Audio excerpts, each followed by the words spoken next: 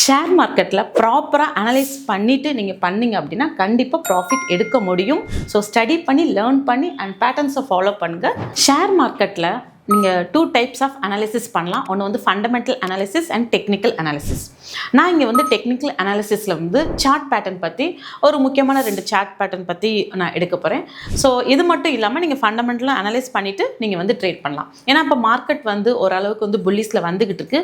So இந்த market prediction ஃபியூச்சரில் எப்படி இருக்கும் அப்படின்றதுக்காண்டி ஒரு சின்ன பேட்டர்ன்ஸ் தான் நான் இங்கே எடுக்க போகிறேன். ஸோ இந்த பேட்டர்னை ஃபாலோ பண்ணுங்கள். ஃபாலோ மட்டும் பண்ணாமல் அடுத்து நீங்கள் ஃபண்டமெண்டல் பார்த்து நீங்கள் அனலைஸ் பண்ணிட்டு தான் நீங்கள் வந்து ட்ரேடே பண்ண ஆரம்பிக்கணும். இல்லைனா எப்படி போகும் மார்க்கெட் அப்படின்றது ஒரு ப்ரெடிக்ஷன் நீங்கள் வந்து பண்ண முடியும். ஸோ இங்கே நான் எடுக்க போகிறது பார்த்தீங்கன்னா சார்ட் டபுள் பாட்டம். ஓகேங்களா, double bottom pattern. So already இந்த கிளாஸ் நான் எடுத்திருக்கேன். பட் 1 செகண்ட் ஸ்மால் ரீகால் தான் நான் பண்ண போகிறேன்.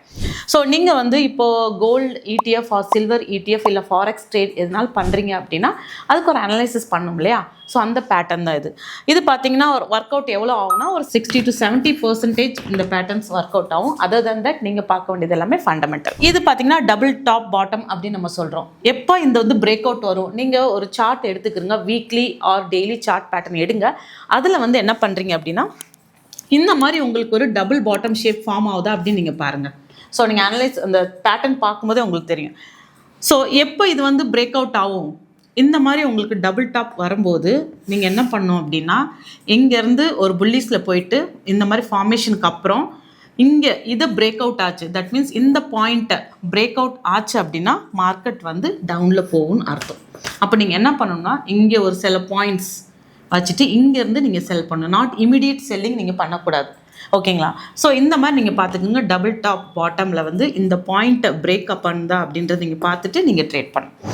ஸோ இது வந்து பியரிஸ் டவுனில் போகும் மார்க்கெட் அப்படின்றது. அதே இது நீங்கள் வந்து புல்லிஸில் பார்க்குறதுன்னா சேம் இந்த டபுள் பாட்டம் இருக்கு இல்லையா, இதுலேயுமே நீங்கள் பாருங்கள் இந்த இது பிரேக் அவுட் ஆகுதா அப்படின்னு நீங்கள் பார்க்கணும் இங்கே. ஸோ பிரேக் அவுட் ஆச்சு அப்படின்னா அகெயின் இங்கே சில பாயிண்ட்ஸ் விட்டுட்டு நீங்கள் வந்து இங்கே தான் பை பண்ணணும். So market will be in A up trend.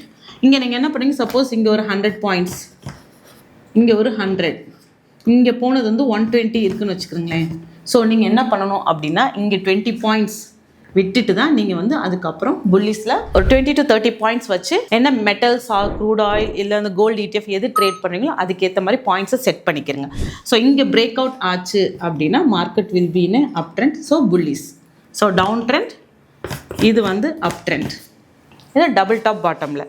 அதே இது நீங்கள் வந்து இன்னொரு பேட்டர்ன் பார்க்குறீங்க அப்படின்னா கப் ஷேப்ட். இப்போ இந்த கப் ஷேப் பேட்டர்ன்ஸ் வந்து நிறைய பேர் பார்க்குறீங்க. ஸோ இதில் பார்த்தீங்கன்னா நீங்கள் சார்ட் அனாலிசிஸில் இதே மாதிரி ஃபார்மேஷன் இருக்கும் நம்ம மார்க்கெட். ஓகேங்களா? ஸோ இப்படி உங்களுக்கு மார்க்கெட் வந்து